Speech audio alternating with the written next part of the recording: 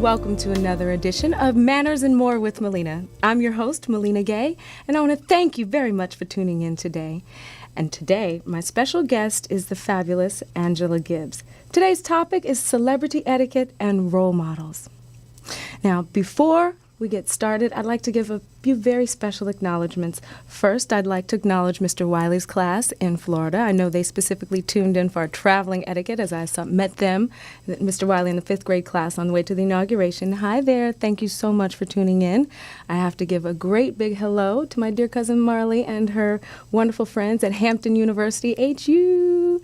So thank you guys so much for tuning in. And also the crew of the Atlantis, who is watching the show on their phones in the Gulf of Mexico. Hi, everyone out there. Thank you so much for tuning in, to you guys especially, and to all over the world. Thank you from the bottom of my heart. Well, today, I'm talking about celebrity etiquette and role models with the very special Angela Gibbs. Now, Angela is the daughter of the fabulous icon whom we all know and love, Miss Marla Gibbs.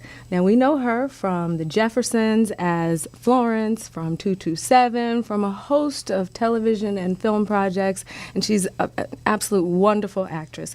Well, I have the distinct pleasure of having her daughter here, Angela, and we are going to be talking about, as I said, the importance of being a role model and being the daughter of a celebrity. Now, what we don't know, what a lot of people don't know, what I just happened to find out about my dear friend Angela, is that she was the driving force behind getting the TV show 227 on the air. See, initially it was a play, and then Angela convinced her mother to have a part in the play. And the play was so successful that Angela convinced her mother again to get the rights to the play and get the rights to the story, and then it went on to TV history. So who knew all of that? Well, now everybody knows. And Angela she is so intelligent and so talented. Now, you've seen Angela, and you may not have known it, but you've seen her. She's been in films like Think Like a Man. We saw her. She was, well, I'll let her tell you who she was in Think Like a Man. I saw her, and in the movie theater, I was like, oh my God, that's her. And then I had to be quiet. Also, in addition to being that, we all remember her as Nick Cannon's mom in Drumline. Yes, we remember that. And she's also been on TV shows such as Parenthood and Rizzoli and Isles. And she also now works behind the camera as a filmmaker and as a director. And her short film, The Ties That Bind, that won the 2006 Pan-African Film Festival Short Film Award, and it also won the HBO Award for Short Films in 2006 as well. So now she's working on 2 feature films. One is entitled Hard Knocks, and the other is the fabulous Bitter Inheritance. I'm very excited about that because I have a personal attachment to that film, and I'm very honored to have Ms. Angela Gibbs as the director and filmmaker of that project. So we're going to take a quick break and return right back with the wonderful, amazing, just kind, sweet, wonderful person, Angela Gibbs. Stay tuned. We'll be right back.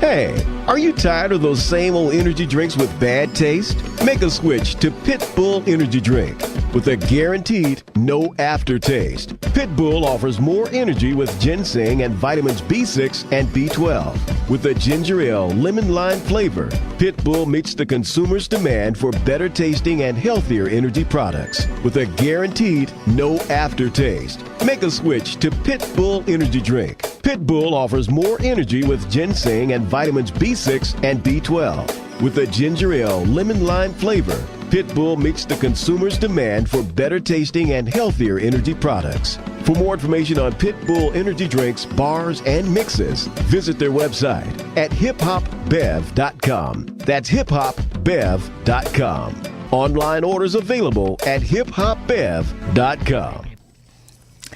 Welcome back to Manners and More with Millena. I'm your host, Millena Gay, and today's topic is celebrity etiquette and role models, and I am joined by the fantastic, wonderful Miss Angela Gibbs, veteran actor and filmmaker, and just all-around philanthropist and fantastic person. Welcome to the show, Angela. Thank you for coming. Thank you, Millena. It's good to be here. I was thinking, wow, who is she talking about? I want to know her, too. Thank you, and congratulations on your show. Thank you. I've been watching. It's wonderful, and I'm glad to be here. Thank you very much. Thank you. Well, we are welcome, and I'm going to tell you right now already, you are more than welcome to come back. All right. Okay. All right. We'll make that happen. All right. Well, tell us before we get started about our celebrity etiquette and role model etiquette. Okay. Why don't you tell the audience a little bit more about what you're doing right now, especially about your wonderful projects that you have going on. Inheritance, I know. I have been able to move behind the camera and work on several short films over the years. And, of course, everyone, as a director, in order to really launch a career that's sustaining, is you got to get a feature under your belt. So I've been really, in that lane. So I have two projects that I'm working on simultaneously, and one is called Bitter Inheritance, which your guest from week before last, Howard Hewitt, is in. Yes. You are going to be in it. Yes, and guest from last week, Kathleen. Oh, and Kathleen, that's right. Oh, it was wonderful. That was a fun show. Yeah. Kathleen and Dr. Dumas. Every week. Hi, Kathleen. Hi, Kathleen. Dr. Dumas wrote a book, and Bitter Inheritance, and then I was asked to come in and polish the screenplay, which everyone seemed to be happy with, and I like it because it's suspense, it's drama, has some humor, and there's a twist at the end you don't expect, and I just think that it's going to be a lot of fun. I like to see films, especially this kind of genre, I like to see more African Americans in those kinds of films, because so often our films are stories about street life or what's happening in the hood, if you will, right. And this is just a story. It's a mystery, it's a thriller, and we just get to be everyday people up against some extraordinary odds and then see what happens. So yeah. I like the story. It's a wonderful, amazing story. And Dr. Dumas, she wrote one heck of a book. Yes, she did. Her first novel that she's written for. That was her first one. Oh, I didn't know that. Yes. She's so proud. She's so excited to actually get it out there. And we had such a good time filming our pitch. What do we call it? Our sizzle reel. Sizzle reel. Yes. Yes, I enjoyed that too. And I think about Dr. Dumas or Mildred so often because she's an author. She's not only now she has written a screenplay, but she's got this vision. And she really, really wants to see this film happen. She really does. And I want to see it happen for her. I feel like we're in the same lane. And she's just ahead a little bit, in terms of age or what have you, because my mother, tells everyone she's 30. So that would make me 15. So, Mildred, you real old. No. Okay, are you taping that? Right, she watches, though, but she just turned 80. She turned 80. She looks fabulous. She does. Fabulous. And still moving. We got to go hang with her. I know. So I really want to see this happen for her because I know what it feels like to have a passion and a dream and to stay in that lane for a length of time. I graduated from American Film Institute 20 years ago and won an award there. I went to Africa, shot a film, done a lot of things in this area. And, Hollywood is not necessarily an easy obstacle course for anyone. No, it's not. Male, female, white, or black. It seems, though, for women, it's a much harder mountain to climb. Yes. And then African American women directors, it's even slipperier. Yes. So you just have to get sure-footed. And I love, someone sent me an email and it said, if you stay in line, your turn will come. Oh, I like that. Yeah, I do too. So I'm in line, Mildred's in line, and we're working hard. Yes, we are. And you will definitely see that on the big screen. Woo, looking forward to it. I know it's going to happen. I'm believing and Yes. standing on faith that it will happen. It will. Very soon. It's happening. It will happen. It's very happening. soon. That's well, right. so let's take a look at some of the pictures. We're going to show our Okay. audience how much fun we had. It was a fabulous 4-day shoot. It was amazing. We worked with so many talented people. We worked with Michael Collier. We worked with Who's wonderful, He's by the way. absolutely wonderful, so talented. He worked with Howard. We worked with Marla. Worked with everyone. So here is the shoot right now. And that's me over there in the back laughing and working with Howard. And there's Dr. Dumas up there, and there's you and Howard and Yes. me. Yes, we had you were giving Howard direction. And, Oh, and then also, Rob, our That's Rob cinematographer, yes. and Narayan G. He was our gaffer. And there's Pat and Licky. Right, who They she were just our passed mascots. on, Yeah, right. She did pass on. Look at Angela there. Look at you directing. Just directing away. Just being the queen director that you are. I mean, and Working look with at my mother. I That's love my working with favorite her. Picture. You and your mother. That was beautiful. And there you are, just all in it. I mean, honestly, Angela, you are one of the best directors I've ever worked with. Oh, thank you. And Michael has said the same thing, and our other cinematographer, Teresa, said the same thing. I mean, it was just a wonderful, wonderful experience. And I mean, and now I love what I do. You do, and I it do. shows. It shows. Thank and you. actually, I have family who are filmmakers as well, and they get kind of noses bent out of shape when I go to you first. And I'm like, yeah, I Like, know. wait a minute, what are you Right, doing? I thought we were Yeah. family. Well, you know, she's good.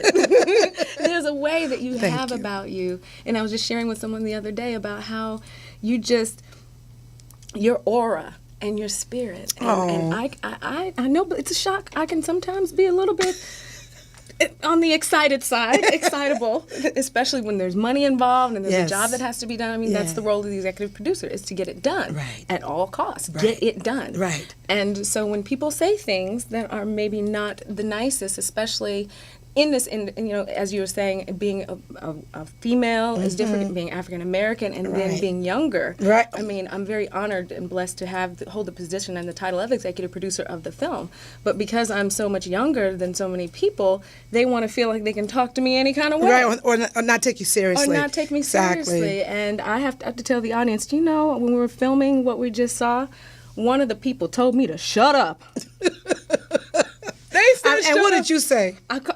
I was speechless, and I called you. I called Angela, and I said, Angela, she told me to shut up. I'm firing her. I'm Yes. done. I'm finished. We I'm had to through." talk that through. We had to talk it through, and Angela you just have such a good way with people. Thank Because she you. was fired. She was done. Right. I remember you were ready to let her go. But you know what? I do like the way you handle your business. Thank you. Because I think you do have to be able to. It's a balance. It is. I believe in collaboration, as you see, but there is a point where you say, okay, that's enough ideas. Thank you.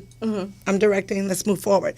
And I think with women, they have a harder time at that. Getting taken seriously. But if you take yourself seriously and you carry yourself that way, eventually they'll come around. They will. And you do. Yes. Oh, yeah. Oh, it's about business. It is about business. That's right. That's right. There's a Yeah. responsibility that we have being in this industry. Yeah, it and is. It's our duty to fulfill it to the best that we can. Yeah, And I hold agree. ourselves up to the highest degree of integrity and dignity and respect. Go ahead, As we girl. respect ourselves, That's and others right. will respect us. That's too. right. I know, To for let real. our light shine. You have that light, girl. Thank you. Thank you, my dear. I'm just a reflection.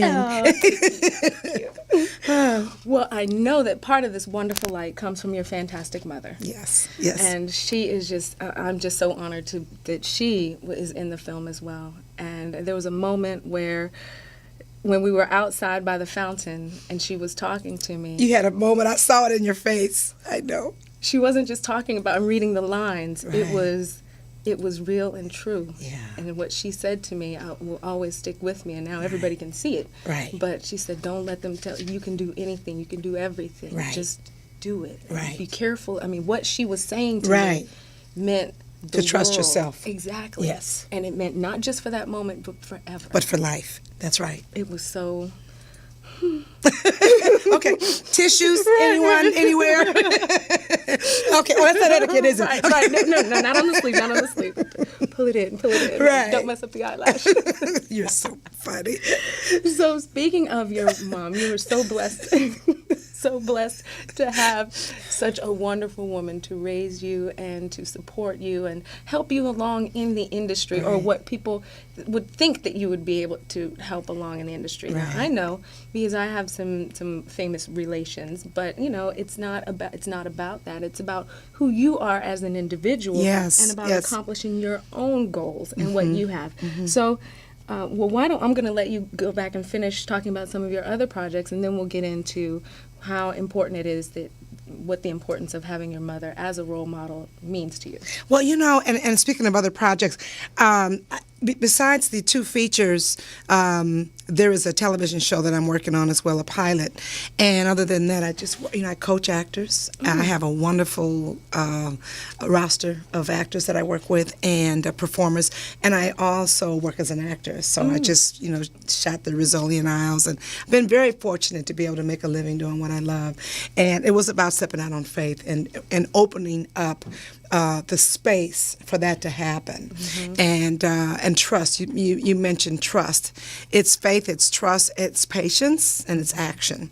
So I have been able to finally merge all of those together. Because, in this business, it's up and down, and you ride this wave. Yes. And oftentimes you're like, I got to go get a job. I'm not going to do this. I'm not going to, you have to kind of monetize your art. Exactly. And until you can do that, sometimes you have to go ahead and do something else. Exactly. But luckily, or fortunately for me, I'm at the place now where I'm totally in my lane. Oh, good. And I'm really grateful for that. Every day I wake up with gratitude. So going to etiquette. Yes. Role model etiquette. Yes. So I was thinking about this topic, and I was thinking what I wanted to share. Okay. And are we ready to talk about that? Yes, we're ready to talk about that. And I was thinking, it's kind of, if you will, I look at it as kind of like a 3-lane freeway that merges, right? Okay. One is the icon that everyone knows and loves. Yes. And then you have, and there's etiquette that she or that celebrity has. Then you have the daughter or the son of or the family members of, and then there's an etiquette that's expected from them because of this icon. And then there's that individual who has their own light, and regardless of how other people see them, they have to really stand true to that. Exactly. And that's a 3rd lane, and how do you merge all those together? Right. And, I have friends who are also daughters and sons of, I'm not close with Ray Charles Jr., but I've gotten a chance to meet and associate with him a couple of times, and we've had a very deep conversation about our, being the offsprings of, very close with Sidney Poitier's daughters, and also the eldest daughter of Malcolm X, Atala Shabazz, was in a workshop with Yolanda King, and Iona Morris, who's Greg Morris's, who's a wonderful director and actor, and I could go on, and because when we all meet, it's like kindred spirits. We all kind of know the unspoken language of what it is to grow up in that world. So what happens is oftentimes what you achieve is ascribed to your mother or the parent who's the success. They figure if something's happened that's worked, it must be because of them. Yes. And if something that happens that didn't work, must be because of you. And it's really interesting. So I've had to kind of, how can I say, negotiate. Negotiate, that's a good word. That, coming from Detroit. There's other choice words I would have at different times that I've had to pull back. Because one time I had some earrings on, some diamond studs. I was in the grocery store, and someone introduced me. I'm a grown woman. Yes. And they said, honey, I met an old friend of mine, and he said, honey, this is Marla Gibbs' daughter, Angela. Oh, did she buy you those earrings? And I said, no, I'm grown. I bought them. Ooh. And she said, oh, thank you. Or sometimes I would play. I just start crying, pretending like I'm crying. I'm grown and you don't think I could buy my own jewelry? What have I done wrong? There's different ways to play that. Mm-hmm. But really, I wanted to say, really, are you kidding me? I didn't. I grew up in Detroit. Okay. We moved out here when I was in high school. I started acting first. And then from there, I decided that I just didn't have enough power, and I wanted to go away to school and maybe do something else. I wasn't sure. Okay. And so I had TV show, I had a pilot, I had commercials, and my mother teases about this because she said, while I was still knocking on stage doors and trying to get on the lot, my daughter had a dressing room. I did Cleopatra Jones and stuff like that. But I felt like we didn't have, even as a young woman, I felt like we didn't have enough power. And really? So, and the older women that I saw that were in plays I was in, they had given up so much for these plays, hoping they were going to New York, hoping they were going to do this or that. Mm-hmm. And when they didn't, and it didn't happen, I remember watching them and thinking, I don't want to be that person. I have to have more power. And of course, I came up in a time, and Kathleen, we know this, there were a lot of black exploitation movies. And so there weren't a lot of roles. You were a hoe, or you were the pimps, hoe. Or you were the hoe. Did I mention that we were the hoe? Yeah. Okay. Yeah, you said that. So not whore, hoe, right? Hoe. And after a while, I just said, there just wasn't a lot to do. Mm-hmm. So I was fortunate to get a few roles that were decent. But I said, I'm going away to school. Well, while I was at school, my mother became, and I put myself through college. I worked, got on the dean's list. I worked hard. I worked 2 jobs. I worked at school. Then I went to school in the morning. I worked at school in the afternoon. And then I went back to school, and then I went to work in the evening. So, and then I had some commercial residuals running at the time. So when people say, oh, your mother put you through school, it's like, no. And so while I was in school, my mother started working on the Jeffersons. Oh. And at that time, she wasn't a regular yet. She was kind of reoccurring. They liked her, and of course she was so wonderful, and just had timing. And a little bit about her, because she really used what she learned from her mother and her aunts and her great aunts. Not so much she had been on Broadway. She was up against those kind of actors who had been on Broadway. He had this long history. She didn't have that long history, but she brought her humanity to the role, and that is what nailed it, right? So she would tell Norman Lear and the rest of them, black people don't talk like that. Oh. Let me say the line this way. And they trusted her. They were smart enough to trust her. So she's, all of a sudden her role is growing. She's becoming a star. I'm coming, back during the breaks from college, and I'm like, people are running up to her, and I'm like, Mama, people know you. And it was wonderful to watch this evolving of her career and her status as a celebrity. And when I moved back here, I had to then learn what that meant to be a celebrity's daughter, because I wasn't really totally here for the whole when it began. Although I was there the night that in the show where she said on the Jeffersons, she said, "How come we overcame and nobody told me about it?" That's the famous line. Yes. And I was there for that. Wow. And the audience went nuts. Wow. And word has it that up in the booth, the powers that be said, "Who is that again?" And they wrote her in. So I'm so glad I was there to experience that moment. Okay. But I come back and I realize now I'm a celebrity's daughter. And my mother and I, we started a theater, and that's where 227 came from. She had a nightclub. My mother remained down to earth and raised us down to earth. And I think, again, because I didn't grow up in the business like people think, because I was in college and on my own, I didn't grow up with this sense of entitlement or this sense of I'm better or my world wasn't that much different than anyone else's. But my mother, to her credit, also kept our world very grounded. Ah, okay. She stayed in the community. And as a result, that was the greatest gift that she could give us, was to stay. When people would say, "You're a star, but Marla, you're a star." She's like, "Child, the only stars are the ones in the sky."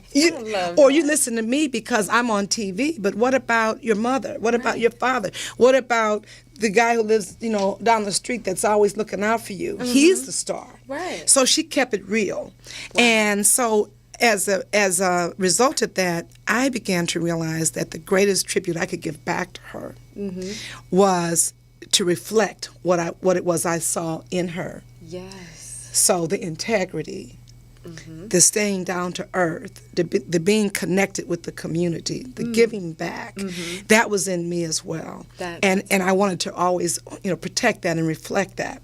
Well, you know what? You do a very good job of that. Thank you. You do a wonderful job. And we're going to come right back. We're going to hold right there. Okay. And we're going to talk a little bit more about your involvement in the community. Okay. And I want to know some etiquette specifically on if someone does see you in the grocery store. What to say. Right. And what not to say. That's right. We know not to say, oh, your mom bought you burgers. We don't say that. We don't say that anymore. No, That's right. We want to know what would one say appropriately. Right. Yeah, I would love to talk about that. Okay, so we will be right back. Well, you're going to be here.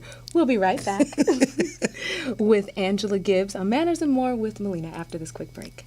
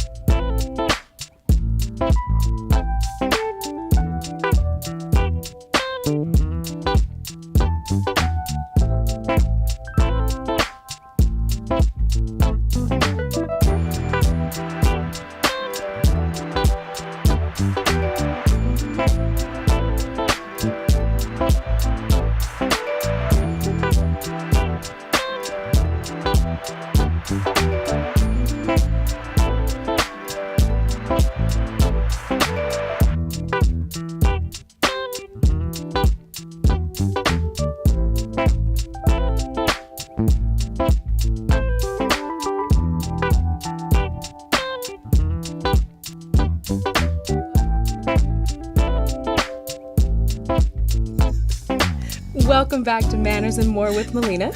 I'm here today with a special in-studio guest, the fabulous Angela Gibbs, Angela Gibbs.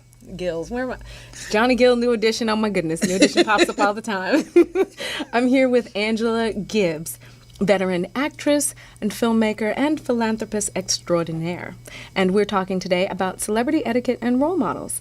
So, where we left off was about, Angela, you are a wonderful philanthropist as well as all these other wonderful things that you do. So please share with us a little bit about your philanthropic activities. What do I do philanthropically? Well, I very much am involved with the empowerment of our youth. Yes. And I've used drama to teach at-risk teens conflict resolution skills, critical thinking skills, and recently you and I got a chance to work together for the Children's Institute where we work with foster girls. Yes. I'm very interested in that population of foster girls and foster young men as well, but foster girls, and that's us. That's us up there. We did an empowerment workshop where we had 45 minutes. It was a beauty and etiquette day. Yes. And we decided to make these girls queens. Yes, we made them queens for We a crowned them day. at the end of the ceremony and told them they were queens for the rest of their life. Yes. But they got to learn how to walk, how to sit. They got to tell us their dream, and they got to own it. So it was like a beauty pageant. It was. And we made them look at each other in the eye and shake hands and introduce themselves with power and with integrity and with just confidence. And it was literally girl power. And we taught them empowerment in 45 minutes. And there were 21 young ladies, and they were Right. ages 14 to 21. Right. And they loved it. We were just so blessed. I think the energy that we had together as well, we were so excited. And I think also you really kind of rocked it when you opened up and shared some of your background, that I was able to share my background. Because so often these young women, they feel like, well, you're, again, Marla Gibbs, you've got it easy, or you've had it easy. They have no idea. Or you run a beauty pageant, you're on Young and the Restless. You probably always have had it easy. When they get to see, no, you've climbed over some hurdles as well, we had their attention. Yes. And so it was great. It was great. So I love doing that. I continue to do that. what I'm looking forward to doing is being able to put cameras in their hands and let them tell their stories and show them how to direct and write. So that's my next, and I hope that you and I will continue to move around the country and work with young women. I would love to. I mean, part of my beauty pageant, I make the young ladies do community service every month. Because I enjoy it so much, whether it's participating in a golf tournament or going down to Skid Row. You got to give back. It's all about giving back in whatever shape or form that you're able to. It is. And it just means so much. That's right. And just, we had so much fun getting together, just creating it. Yes, it was. It was a blast. That was singing in Kinko's. We were having a ball. We had a ball. We had a musical in Kinko's. We did. You made me think of my mother when you were saying give it back. My mother had that nightclub, and she wanted to preserve jazz. She wanted to create a venue in the community that people were proud of. They could come and get great dinner and great music and hear the jazz greats. And also she wanted to employ waiters and waitresses and give them the etiquette of service. Wow. How to wait on people, how to conduct yourself. And it made me think about our topic, etiquette, because there's a way that there really is something called customer service, even though we don't see a lot of it. And now that everything is digitized, we see less and less of it. Yes. But there is such a thing, and I'm actually going to be working on some things to that effect to help the young men and young women in the hospitality industry to elevate themselves and to give better be proud of customer whatever it service. is, wherever you are. Exactly. And it's your job doesn't mean that that's who you are, but wherever you are, you show up for that job. Exactly. You shine. You shine, and you like it. You're getting a check at the end of the day. I have an aunt, and I said, Auntie, how did you like teaching? She said, no, I work for money. I don't work because I like it. I work for money. And she made her money. And she made her money. Aunt Bessie made her money. She's 81, and she tells it like it is. Love it. I work for money. Love it. So whatever the reasons are, you're there. Right. And that job ought to be respected. Right. So. You made me think of my grandmother who's passed on, but she was a preacher. And she was also very involved in the community. And she also worked she turned a radio show around in Detroit. But we come from a family of service. My aunt, who's also a real estate mogul, she works a lot with the Kennedy Players and gives them a lot of money so that they can perform.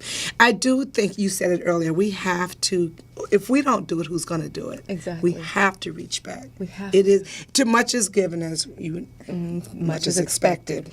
And so going back to this etiquette. Yes. Okay. How would someone approach you in the grocery store? Well, I think what it is we have to. I've seen people do it crazy, and I've seen people really do it with class. Okay. And so first of all, you see Marla Gibbs. You get excited. She's eating at a restaurant. Her family's there.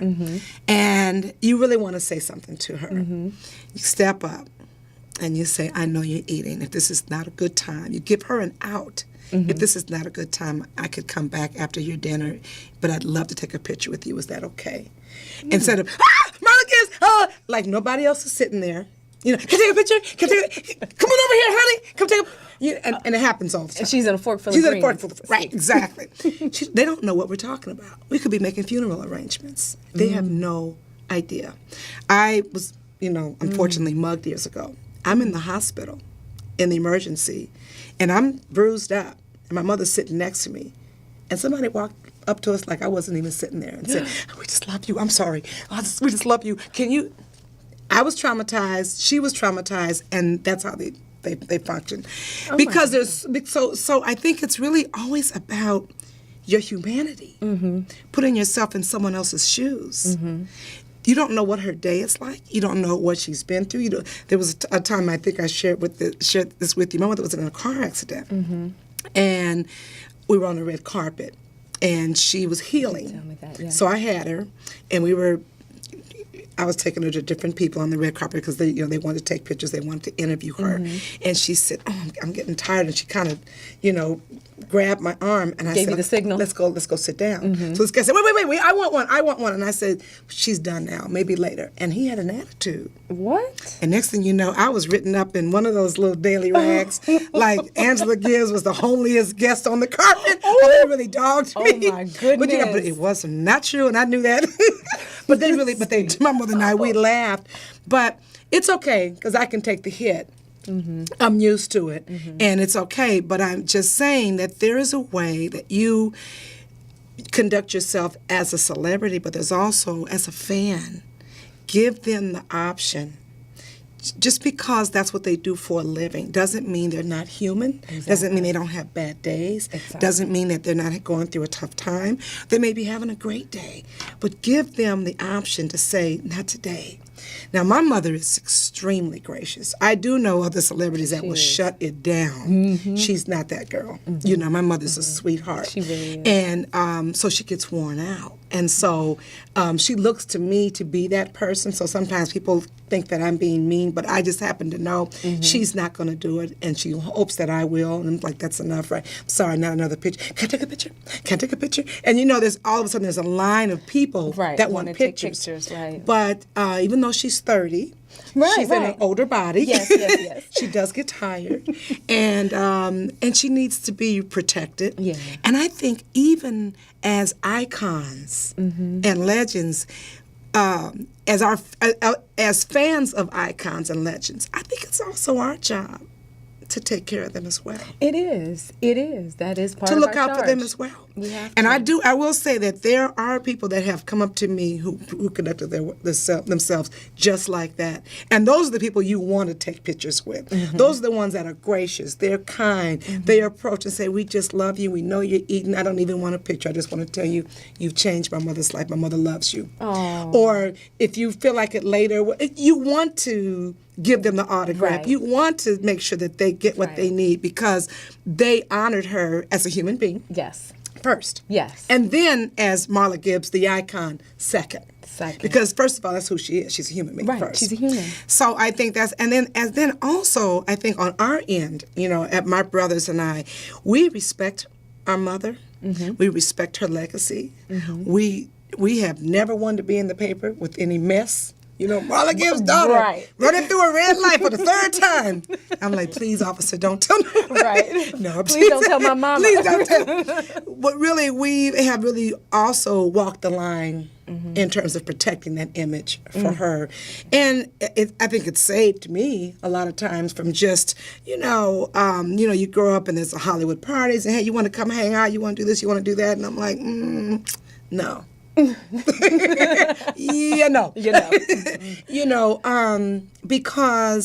at the end of the day, she's worked hard for that image. Yes. And she's earned it.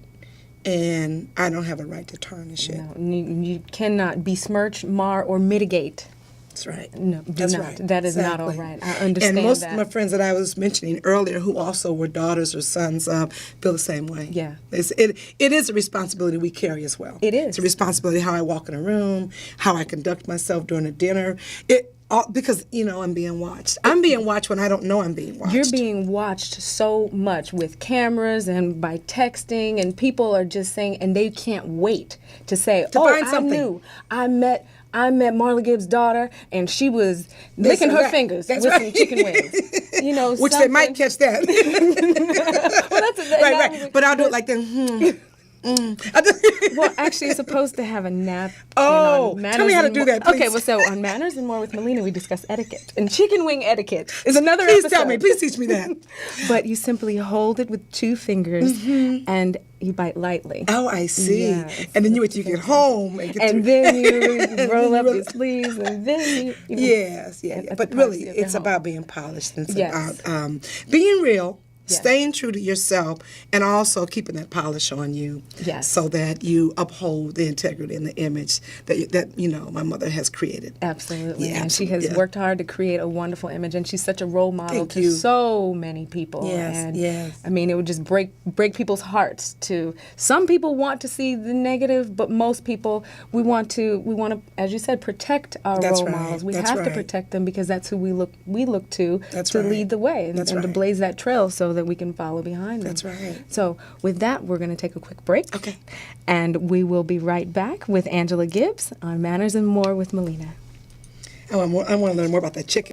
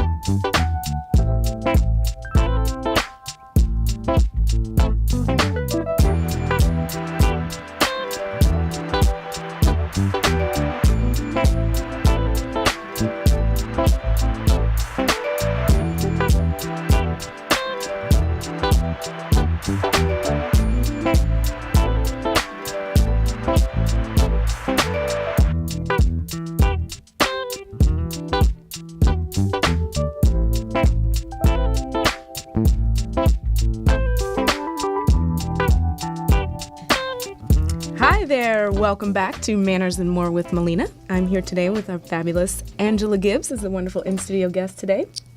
Excuse me, and we are talking about celebrity etiquette and role model etiquette. And where we left off at a very pivotal point. And we were talking about the importance of the icons in our community, but icons in general, and how we have to protect them Yes. in order for them to continue to blaze the trails. That's right. So that we can follow behind them. That's right. And it's so, so important. And we don't want to offend people. And that can happen a lot, and sometimes intentionally and sometimes unintentionally. Right. So Right. what would you say is, and as we were discussing, people always have a story about somebody. I'll say, for example, when Howard was coming on the show and I was saying, oh, the guest is going to be, oh, well, I knew Howard from back so-and-so and such and such and such. I mean, everybody had a Howard story. Okay, that's wonderful. Oh, well, Angela's coming on. Oh, well, I know Marlon. She had this and Marlon had. Okay, I'm just asking you to tune in to the show. I mean, that's not Right. But everybody wants to be a part of it. They want to be a part of it, and they want to feel important. They Yes, want to feel that's what it is. special. That's right. Because they got to see Marla in the store one time. Yes. And she said hello. Right. Or they went to church and saw That's way right. over there, and That's they right. waved, and that's the world. And to some people, because that is their world, to Yeah. them that's important. Yes. And that has to be respected, even though it can be so annoying and frustrating. You just made me think of how many times I've met sisters or cousins that were not family. That's one, and that's one. But the other is, you're right. People just want to really, they want to feel important. They do. And do. they'll I'm walk. sorry. Let me cut you off for 1 second. I'm so sorry. Speaking of people feeling important, if you'd like to call in our last, we only have a few minutes, but if you'd like to call in and say a quick hello, then our number is 323-965-1600. That's 323-965-1600. We only have a few minutes, so you don't race to the phones or anything because we're still talking. But that's fine. But you can if you want to. I've waited until the end.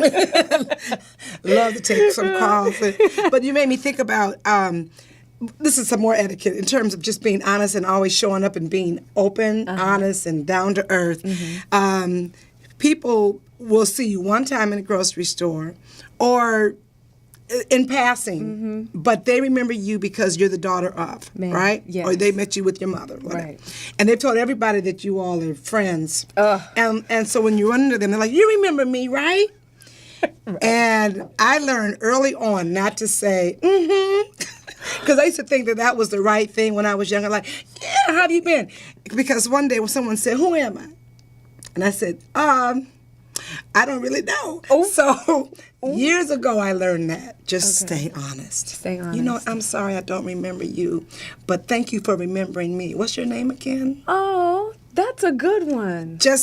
I don't. I'm so sorry. I meet a lot of. Well, you meet a lot of people. Yeah, I do. And they sometimes will say it like you're so important. Oh, well, I know you meet a lot of people, so I probably don't mean anything to you. I said, no, it's not that you don't mean anything to me. I just don't remember. But thank you for remembering me. Oh. So what's your name again? And I really work on being present, eye contact. When you go to functions. We were talking about that earlier. Yes, I was just going to ask you about when that. You go to, I go to a room. I need help with that. But that's a hard one. It's a hard one. And and I think I've read this. I want to say something that Mandela wrote. When you're in a room full of people, and I know a lot of people too, because like I said, I produce a lot of things and directed things, act. So, and I've been, in this business a long time. So my mother and I have a lot of similar friends. So I'll walk in a room, and they'll grab her. She'll go one direction. Sometimes they grab me, and I'm in another. And I can be talking to you, and someone will grab me. Angela, I want you to meet this person. And they're not paying it. They'll do you the way I was saying earlier they do me, where they'll push past me because they're trying to get, or my brother, whatever, because they're trying to get to my mother. Well, they do the same to me with other people. They're like, Angela, come here. And I'm like, I'm talking to Millena right now. So what I've learned to do is because sometimes in those settings, things are moving fast. Yes. There are a lot of people. Just to be present with the person that you're dealing with, even if it's for a minute. The quality of the presence is really, of being in the now, is really what makes a difference. Long after people remember what you've done, they'll remember how you made them feel. How you made them feel, yes. I've never forgotten that. And so if I have to say, Millena, just 1 minute, I'm so sorry, I need to handle this. It is so good to see you. Now, if I don't get back to you, call me, okay? If that's what we were talking about, and you're like, okay, cool. I'm like, okay, take care. Aww. But just to really have a quality moment and not the Hollywood moment. Like, okay, girl, I'll see you. Or let your people call my people. That would be me. Okay. So, but I'm feeling bad about you're feeling bad about that. So that's good you're feeling bad. Yes. Thank you for teaching me. But so just to be present. It's every day. We were talking about this earlier. It's just the humanity, the compassion, the quality of our presence with people. That people that approach my mother approach her with humanity. Approach icons with a compassion that I don't know what her day is like. I don't know what she's gone through. Just because I love her, my excitement can't, kind of exercise anything that she's might be going through. Right. It's not going to trump that. I'm going to approach her as a human being first, and then let her know how much I love her. Well, the same thing as far as, and then my mother's the same way. And I try to be the same way as well. Just really, we're all human. We have our days. I have a headache. I'm like, what? Almost, I'm not quite like that. But like, really? I know what you really? mean. Right, yes. We all have our days. Right, However, we work hard at it. And my mother's taught me that. Just to really care about people and to be present with them. I think that's the best etiquette you can ever get, is just to be present with the person, to be kind, patient, tolerant, understanding. And you can do that and still create healthy boundaries. I have to go, or, that subject is not something I want to share. Or that's not what I want to talk about. You have the right to say that as well. Be very clear about your boundaries. Okay. I'm not, how old is your mother? I'm like, ooh. She's 30. I said, you want me to get hurt, don't you? I'll just, I'll find a way to, right. Or she's 30, haven't you heard? There are ways to create boundaries. You don't belong to the people. You belong to God, or you belong to, yes. You're here. Yes. You stay grounded. So you give, but you got to keep someone reserved for you. Wow. Keep someone reserved for you. Yeah. You give, but keep someone reserved for you. That's beautiful. That's pretty good, huh? That is. Write that down, somebody. Okay, we need to text that. We need to Facebook that. Facebook that, right? You got to have someone reserved for you. That. Yeah. That is so beautiful. Oh my But you know what I mean by that. It's just that people will drain you because they're so excited. They're in this business. They got a project. They've got a story. Everybody has something. Everybody has something. And you want to respect it, but if you are trying to do everybody else's thing, you can't ever get to you. Exactly. So you've got to have you got to have some reserve for you, some space for you. And my mother too. I tell her that too, because my mother is one that will just pick up the phone no matter what. I'm like, Mom, and she can be tired. She's like, I didn't sleep because so and so called me at 1 a.m. I'm like, okay, we're gonna move the phone away from you. Right. We're gonna put caller ID. You get somewhere. that? That's what voicemail's about.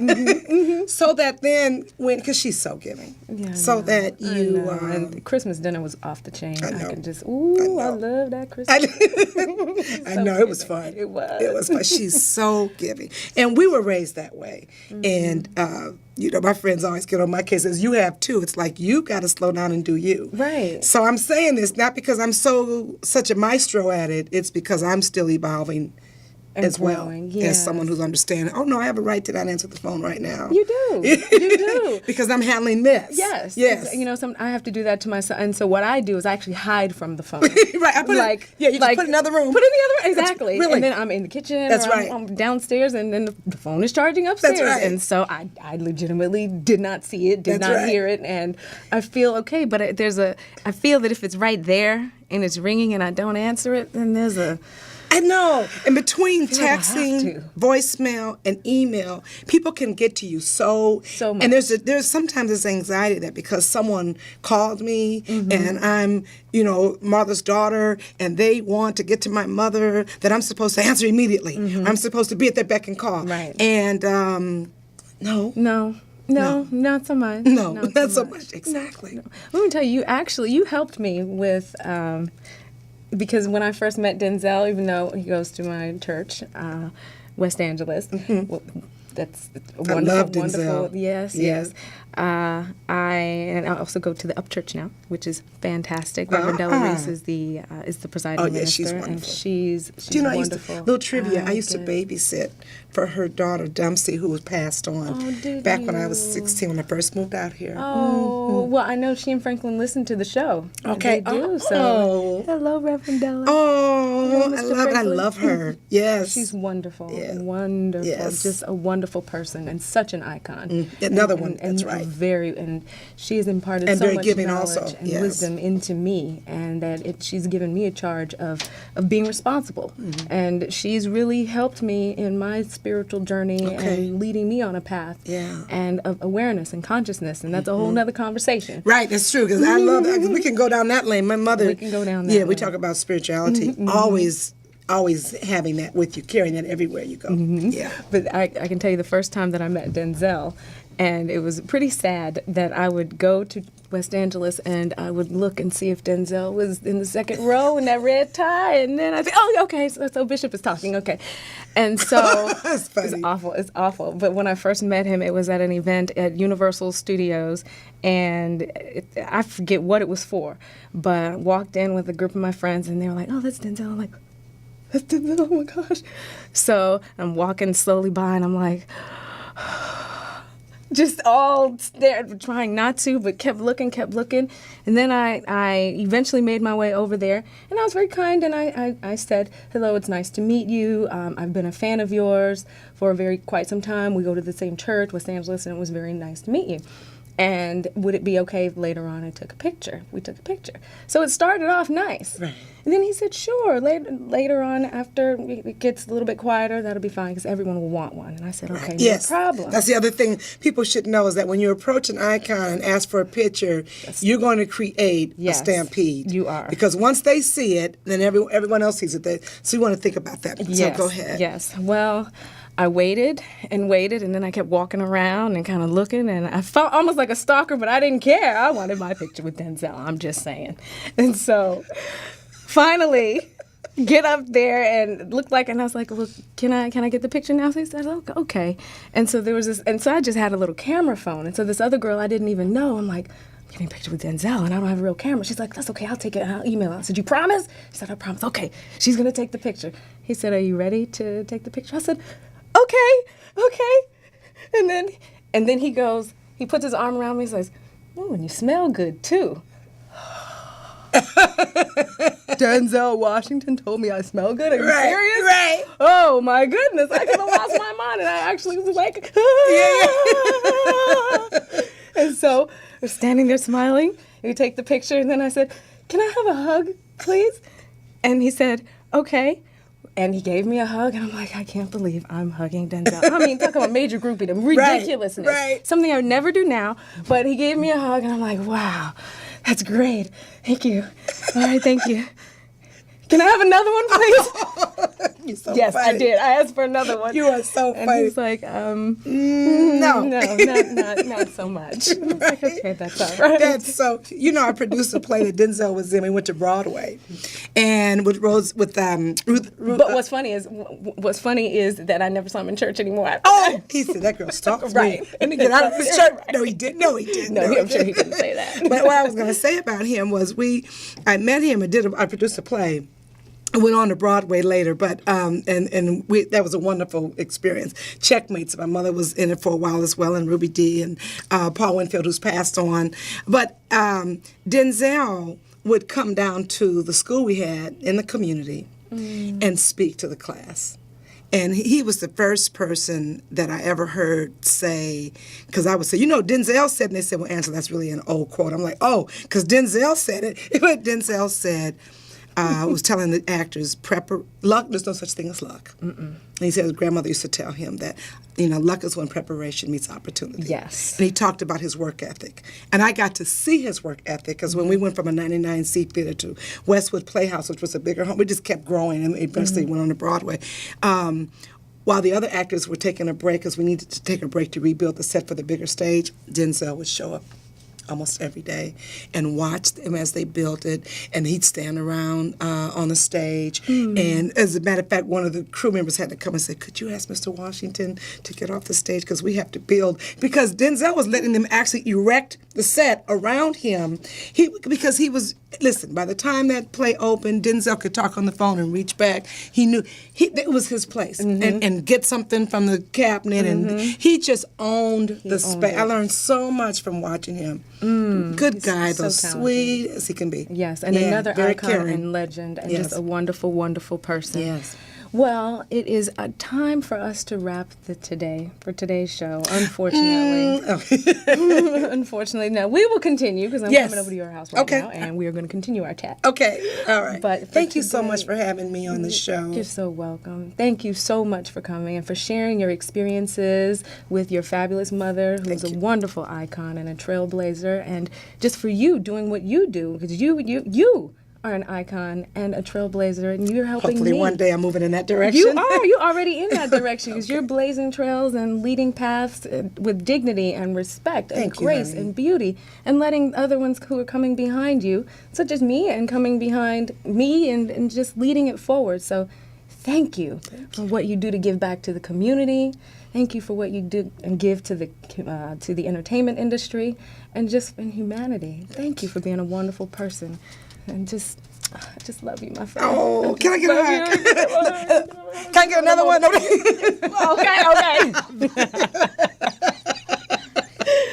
Well, thank you all. Thank you, girl. Thank you all for tuning in for today's segment of Manners and More with Millena. We had a very special VIP guest, Ms. Angela Gibbs. We talked about icons and legends and the etiquette of being respectful of these people who have worked so hard in this industry. Thank you so much for tuning in. Thank you. Thank you from the bottom of my heart.